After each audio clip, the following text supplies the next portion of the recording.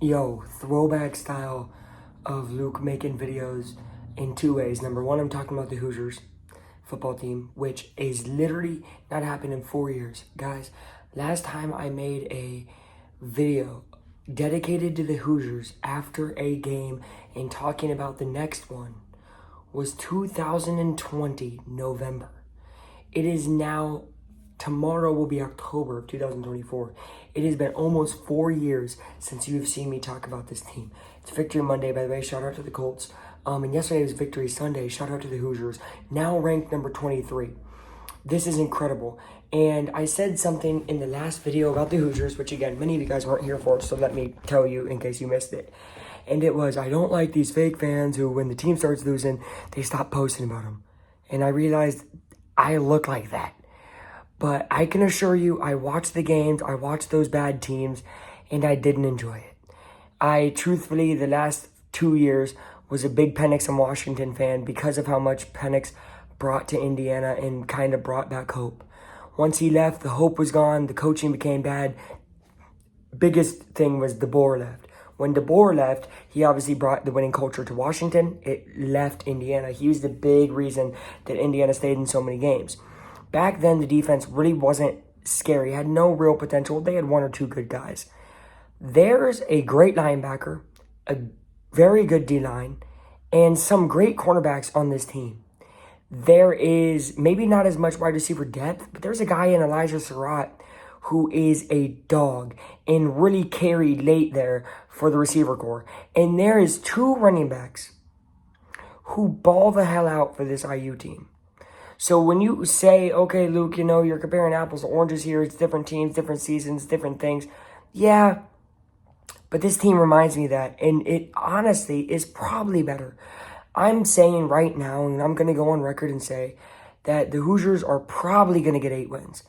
They're already 5-0, and that would be getting 3 wins in their last 7. That's going 3-4. That's very, very doable. I definitely can see them beating Northwestern. How I could see them beating Nebraska right now. This Indiana team is incredible, guys. It's a team that I myself have slept on. That's how slept on they could be. Before the season, I said 6-6, and I thought that might have even been pushing it, right? I thought Maryland would be tough, UCLA would be tough. The first 2 Big Ten games, they didn't make it look tough at all. This UCLA team fights tooth and nail with teams like LSU. Fights tooth and nail with teams like Oregon. Right? These are top 15 teams. And IU just said, oh, nah, go away. At the very beginning. Like by the second quarter, that game started to be blown out. It's incredible how IU has come this far. And the biggest reason is going to be coaching. And that is Coach Sig. Coach Cincinnati has changed the culture. He doesn't really seem like he talks too much, maybe gets too much in guys' faces, but he lets them figure it out. And it's really good for college, guys. Sorry for the weird gut. Anyways, on to the quarterback. Curtis Rourke had a terrible start. 2 interceptions. He had basically 2 completions, 2 interceptions in his first 4 passes. He was looking really bad. And they were interceptions at midfield where it really looked like the offense wasn't going to move forward. And instead of seeing Cincinnati over there, you just saw Rourke kind of looking at the ground, just kind of bobbing his head. And after the second one, after the first one, he's kind of beating himself up. He's trying to look at the film. The second one, it seemed like he was just mentally getting back into the fold, right? And you saw receivers come over to him. You saw the team kind of rally around Rourke, and he turned it around big time and just dominated from there forward. He didn't just play good for the rest. No, he played great for the rest of the game. So Surratt, and you got a guy like Rourke who's going to get him the ball because Surratt's going to go over there and believe in him. That's the type of culture that's going to be dangerous for a lot of these teams.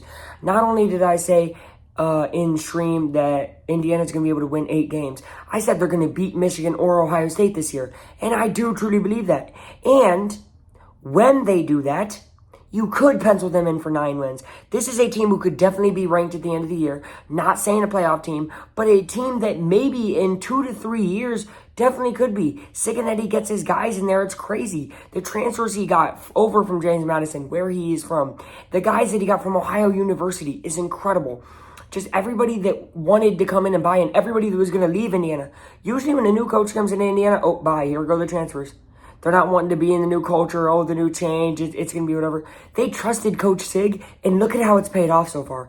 5-0, ranked number 23 in the nation, ranked for the first time since 2021, and it is totally earned and deserved. This team is a very, very, very good football team, and I do think that the Big Ten has something to watch out for, because if the Hoosiers keep rolling, their problem's always been defense, and like I had mentioned, they have a solid one. So watch out, Big Ten.